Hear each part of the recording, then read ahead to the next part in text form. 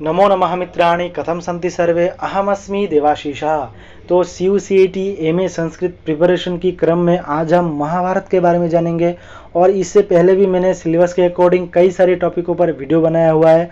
अगर आपने वे वीडियो नहीं देखा है तो प्लीज़ वो वीडियो को देख लेना। और मैंने एक प्लेलिस्ट भी बनाया, अगर आप वो प्लेलिस्ट पे भी जाके वीडियो को क्रम पूर्वक देख सकते हैं। और इस वीडियो को ज़रूर अपने दोस्त के साथ शेयर करना जो CUCET का प्रिपरेशन कर रहे हैं और JNU BHU आदि जो टॉप यूनिवर्सिटीज़ है उसमें एडमिशन के लिए प्रयत्न कर रहे हैं। तो चलिए आज के इस वीडियो को स्टार्ट करते हैं।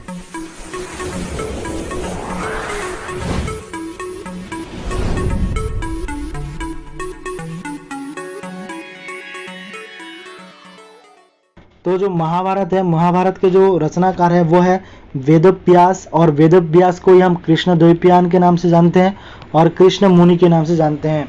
और ये एक इसका जो विधा है महाभारत वो एक ऐतिहासिक काव्य है। और इसका जो अपर नाम है वो है शतसहस्री संहिता।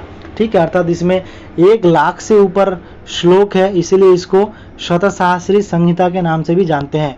और इसमें जो पर्व है वो है 18 पर्व। ठीक है, और इसकी जो प्रसिद्ध है वो है यन्न भारते तन्न भारते, अर्थात जिसका वर्णन महाभारत में प्राप्त नहीं होता वो इस भारतवर्ष में ही नहीं है। ठीक है, और इसका और भी है धर्मे च अर्थे च कामे च मोक्षे च भरतर्षभः यदि हास्ति तदन्यत्र यन्य हास्ति न तत्क्वचित्।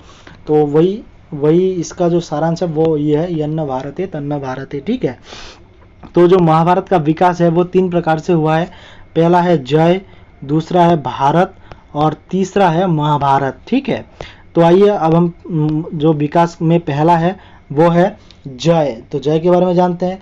तो महाभारत का जो मूल नाम है वो है जय।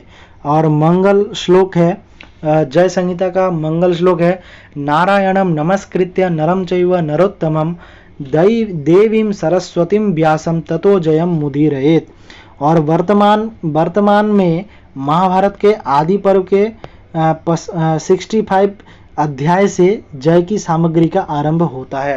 अर्थात देखिए, अर्थात 65 अध्याय अर्थात 64 अध्याय क्या बाद में ऐड हुए हैं। ठीक है, और इसमें पहले कितने श्लोक थे? 8,800 श्लोक थे। और व्यास ने इसे वैशंपायन को सुनाया था। ठीक है, और धर्म का अधर्म पर विजय प्राप्त करने का जो निरूपण है इस धर्मचर्या का मूल विषय था, जो कि है जय। इसके बाद आता है आपका भारत।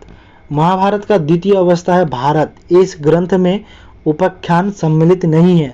और ये वैशंपायन ने जन्मेजय को सुनाया था कब? नाग यज्ञ में। और वैशंपायन व्यास के ही शिष्य थे। और इसमें कितने थे? 24,000 श्लोक थे। ठीक है, और वर्तमान के आदि पर्व के 61 अध्याय से भारत की सामग्री प्राप्त है। ठीक है, और तीसरा है अर्थात जो वर्तमान में प्राप्त है जो महाभारत का अंतिम अवस्था है वो है महाभारत। और इसने सौती ऋषि ने नैमिष आरण्य में शौनक आदि ऋषियों को सुनाया था। और इसका एक पंक्ति प्राप्त होता है, सूक्ति प्राप्त होता है महत्तात् भारवत्याच्च महाभारतम उच्यते। ठीक है, महत्व के कारण ठीक है ये महाभारत कहलाता है। और इसका जो नायक है वो है कृष्ण। अब इस डायग्राम के माध्यम से भी देख सकते हैं जो जय है, जय संहिता, उसके जो कर्ता है वो व्यास है। ठीक है, इसमें जो श्लोक थे 8,800 थे।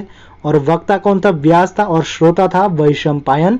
और अवसर था धर्मचर्चा। ठीक है, और वही जो महाभारत है, महाभारत का जो कर्ता था भारत का जो कर्ता था वो था वैशंपायन।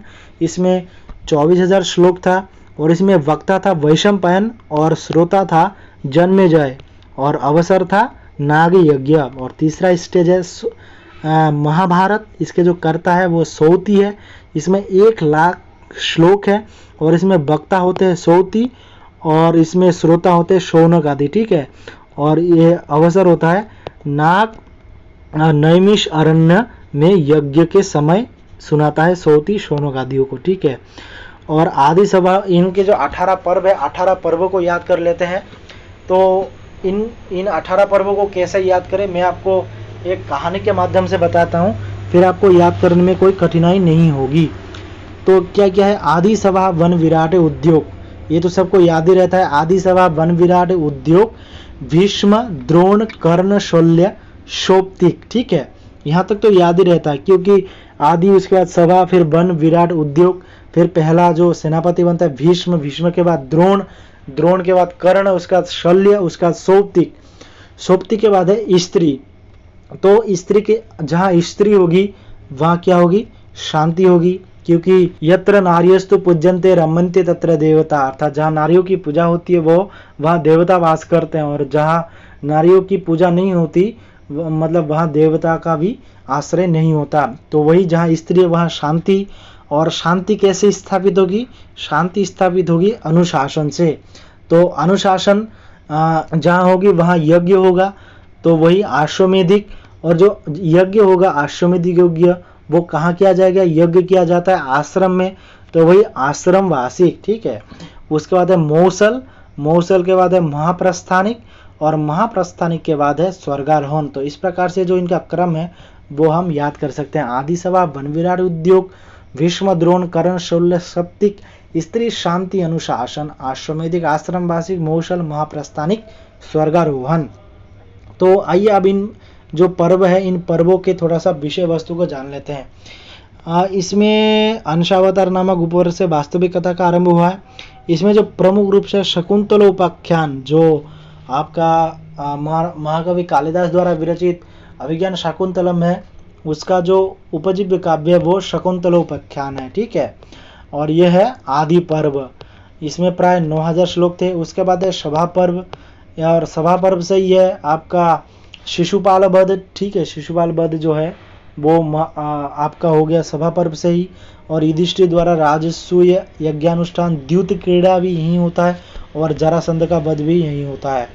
उसके बाद वन पर्व में क्या है, नलोपाख्यान, ठीक है। रामोपाख्यान वर्णित होता है, नलोपाख्यान का वर्णन भी वन पर्व में है, ठीक है। और उसके बाद जयद्रथ तथा द्रौपदी हरण, ठीक है। इंद्र द्वारा कर्ण का कवच कुंडल को ले लेना, इंद्र द्वारा कर्ण का कवच कुंडल ले लेना इत्यादि का जो वर्ण है वो है वन पर्व में प्राप्त होता है। उसके बाद विराट, विराट पर्व में कीचक वध है, अर्जुन द्वारा गायों को छुड़ाना, और पांडवों का परिचय विराट को मिलना, ठीक है। और फिर विराट की पुत्री उत्तरास का अभिमन्यु से विवाह होता है। उद्योगपुर में क्या होता है, अम्बोपाख्यान, ठीक है। और युद्ध की पूर्व पीठिका होती है। अर्जुन दुर्योधन का कृष्ण से सहायता याचन, फिर कृष्ण का शांति दूत बनकर 5 गांव की मांग, लेकिन वो ठुकरा देते हैं, ठीक है। फिर महाभारत के युद्ध की प्रस्तावना होती है। उसके बाद है आपका भीष्म पर्व, जो कि वेरी वेरी इंपॉर्टेंट पर्व है। इसमें जो श्रीमद् भगवद गीता है वो भी इस भीष्म पर्व से ही है, और भीष्म द्वारा कृष्ण स्तुति, ठीक है। और अंत में भीष्म का शरशैया पर सोना। तो श्रीमद् भगवद गीता के हम थोड़ा सा देख लेते हैं, ठीक है। अध्यायों के नाम मैं यहाँ पर लिखा हूँ श्रीमद् भगवद गीता। तो देखिए श्रीमद् जो भगवद गीता है, जो वक्ता है इसमें श्री कृष्ण है, रचयिता व्यास है, स्त्रोत है महाभारत भीष्म पर्व, अध्याय 25 से 42, ठीक है। और इसमें 18 अध्याय है और श्लोक है 700, और सबसे बड़ा अध्याय 18वां अध्याय है, ठीक है। तो अगर आप पिछले बार का क्वेश्चन पेपर देखे होंगे तो आपको याद होगा कि जो इसमें से जो अध्याय के नाम है, इसमें से 4 से 5 प्रश्न इस महाभारत के अध्याय के नाम से ही था। तो अगर आप इन अध्यायों के नाम याद कर लोगे तो इसमें से तो आपको 3 या 4 प्रश्न तो आप मान के चलो कि एकदम फिक्स है, आपका कहीं नहीं जाना 3-4 नंबर। तो सबसे पहला जो आपका अध्याय का नाम है वो है अर्जुन विषाद योग, वेरी वेरी इंपॉर्टेंट, पिछले बार पूछा गया था। सांख्य योग, कर्म योग, चौथा है ज्ञान कर्म संन्यास योग, कर्म संन्यास योग, आत्म संन्यास योग, ज्ञान विज्ञान योग, 8वां है अक्षर ब्रह्म, 9वां है राज विद्या राज गुह्य योग, विभूति योग 10वां, ठीक है। 11वां है विश्वरूप दर्शन, ये याद रखना, विश्वरूप दर्शन जो कृष्ण दिखाते हैं अर्जुन को किस अध्याय में होता है, 11वें अध्याय में। उसके बाद 12वां है भक्ति योग, ठीक है। 13वां है क्षेत्रज्ञ विभाग योग, उसके बाद गुण त्रय विभाग योग, पुरुषोत्तम योग, देवासुर संपद विभाग योग, ठीक है। उसके बाद है श्रद्धात्रय विभाग योग, और अंतिम है और 18वां अध्याय है मोक्ष संन्यासी योग, ठीक है।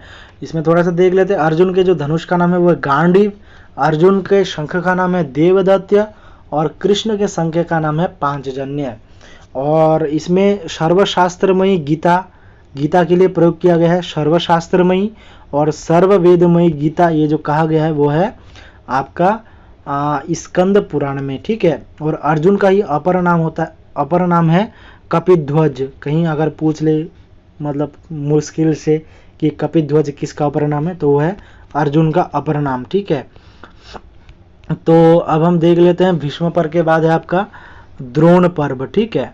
तो द्रोण पर्व में क्या होता है, द्रोण पर्व में द्रोण के सेनापतित्व में 5 दिनों का युद्ध होता है और इसमें फिर द्रोण का संहार होता है, द्रोणाचार्य का वध होता है, फिर अश्वत्थामा नारायण अस्त्र का प्रयोग करते हैं। उसके बाद द्रोण के बाद कर्ण बनते हैं, तो कर्ण के सेनापतित्व में 2 दिन का युद्ध होता है, ठीक है। उसके बाद कर्ण का भी वध हो जाता है। और उसके बाद है शल्य अंतिम दिन के 18वें दिन के युद्ध का वर्णन है और वही अंतिम सेनापति होते हैं। और फिर दुर्योधन का गदा युद्ध और अरुभंग होता है। तो अरुभंग जो नाटक है महाकवि भास का वो भी इसी पर्व से है, शल्य पर्व से, ठीक है। और फिर युद्ध का समाप्त हो जाता है। फिर सौप्तिक में क्या होता है, जो अश्वत्थामा होते हैं वो द्रौपदी के 5 पुत्र को मार देते हैं जो सोए हुए रहते हैं, अश्वत्थामा द्वारा मारना। फिर इस वार्ता को सुनकर दुर्योधन का संतोषपूर्वक प्राण त्याग, क्योंकि अश्वत्थामा को पता नहीं होता कि वो जो 5 लोग हैं वो द्रौपदी के पुत्र हैं, 5 पुत्र, ना कि 5 पांडव। तो ये सुनते हैं वो वार्ता दुर्योधन, फिर वो चैन पूर्वक मरता है, ठीक है। और उसके बाद है क्योंकि दुर्योधन को ये आशीर्वाद प्राप्त था कि वो सुख पूर्वक ही मरेगा, ना कि दुख पूर्वक, ठीक है। उसके बाद है पांडवों द्वारा अश्वत्थामा के सिर की मणि का निकाल लेना। उसके बाद है स्त्री, ठीक है। उस स्त्री पर्व में क्या होता है, कुंती द्वारा कर्ण के जन्म का वृत्तांत सुनाना, हाँ, उसके श्राद्ध का अनुरोध करना। फिर कुंती स्त्री जाति को जो फिर युधिष्ठिर है, युधिष्ठिर कुंती को श्राप देते हैं संपूर्ण स्त्री जाति को कि किसी भी स्त्री को कोई जो रहस्य है वो रहस्य से रिलेटेड बात स्त्री अपने वो बात छुपा नहीं पाएगी। तो वर्तमान समय में भी देख सकते हैं, अगर आप किसी, ऐसा तो कहना नहीं चाहिए, फिर भी देख पाते हैं कि संसार में की जो कन्याएं होती है वो रहस्यात्मक जो कथन होती है वो अपने पास नहीं रख पाती है, ठीक है। इसके बाद है गांधारी को कृष्ण, फिर गांधारी भी शाप देती है कि तुम, अगर कृष्ण को शाप देती है कि अगर तुम चाहते पार्थ तो इस युद्ध को रोक सकते थे लेकिन नहीं किया।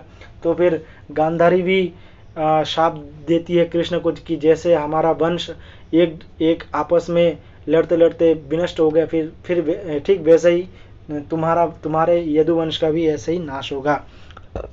और अंतिम में ऐसा ही होता है। उसके बाद है शांति पर्व। तो शांति पर्व महाभारत का सबसे बड़ा पर्व है, ठीक है।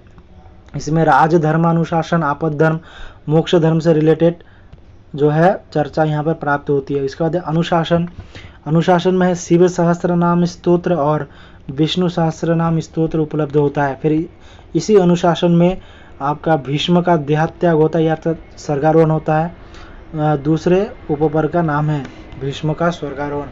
उसके बाद अश्वमेधिक, इसमें व्यास के आदेश पर युधिष्ठिर द्वारा अश्वमेध यज्ञ करना।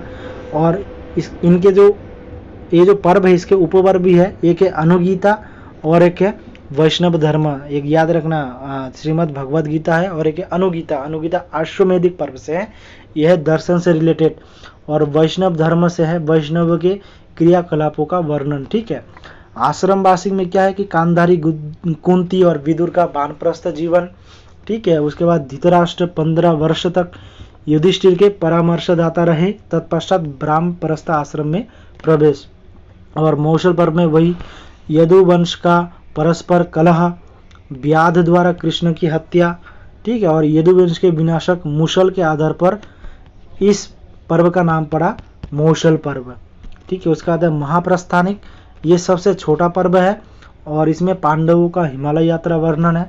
उसके बाद स्वर्गारोहण, इसका अपर नाम है भारत सावित्री अर्थात महाभारत का सार इसको कहा जाता है, स्वर्गारोहण पर्व को, ठीक है। और सबसे है, और तो इस प्रकार से 18 पर्व हुए। और हरिवंश पर्व जो है वो खील पर्व है।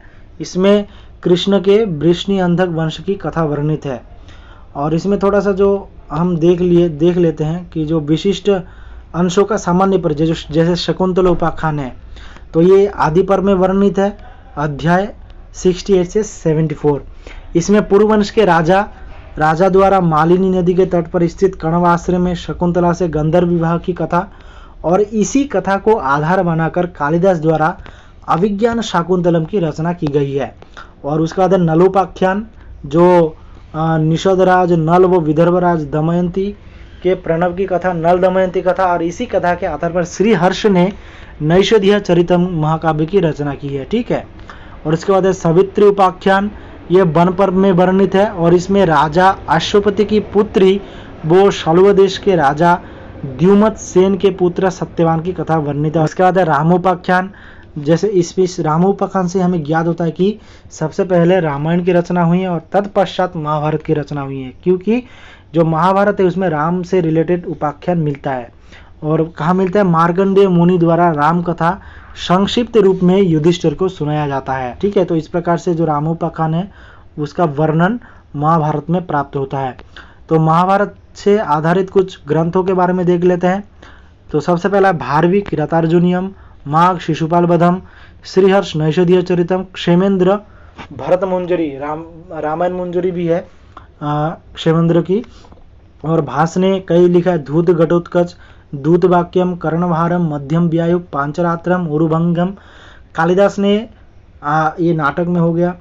कालिदास ने लिखा अभिज्ञान शाकुंतलम, भट्ट नारायण बेनिसंहारम, राजशेखर बाल भारतम। और चंपू काव्य में हो गया आपका नल चंपू त्रिविक्रम भट्ट, ठीक है, अनंत भट्ट भारत चंपू, और देवबोध ज्ञान दीपिका, ये टीका ग्रंथ है। और कभी कभार पूछ देता है कि महाभारत की जो है वो रस कौन सा है, तो हम सभी जानते हैं महाभारत अर्थात कि महाभारत का युद्ध, लेकिन ऐसा नहीं है। महाभारत का एक छोटा सा पार्ट है महाभारत का युद्ध। ठीक है। तो महाभारत में शांत रस की प्रधानता है, याद रखना, वेरी वेरी इंपॉर्टेंट। पूछ देगा तो हम वीर रस लगा के आ जाएंगे, फिर वो देखे होंगे कि वो प्रश्न तो गलत हो गया।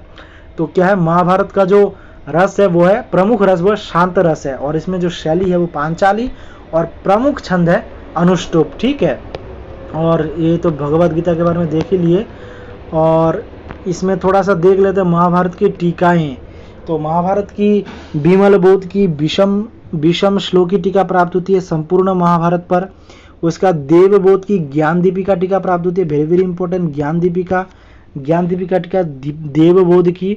उसका नारायण की निगूढ़ार्थ पद बोधिनी टीका, वादिराज की लक्षाभरण टीका, और नीलकंठ की भारत भावदीप टीका। ये महाभारत के सर्वाधिक प्रसिद्ध, सर्वाधिक लोकप्रिय टीका है। कौन सा? भारत भावदीप टीका, जो कि है नीलकंठ की। और सबसे अंतिम में है भारत उपाय प्रकाश टीका, ये चतुर्भुज मिश्र की है। तो इस प्रकार से आज मैंने आपको महाभारत के बारे में थोड़ी सी जानकारी दिया है CU/CET PG के अकॉर्डिंग। ठीक है। तो अगर आपको वीडियो थोड़ी सी भी हेल्पफुल लगी तो प्लीज़ वीडियो को लाइक कर देना, और अगर आप मेरे इस चैनल पे नए हैं तो प्लीज़ चैनल को भी सब्सक्राइब कर देना। तो आज की इस वीडियो में इतना ही, मिलते किसी नए वीडियो में, तब तक के लिए जय हिंद, वंदे मातरम।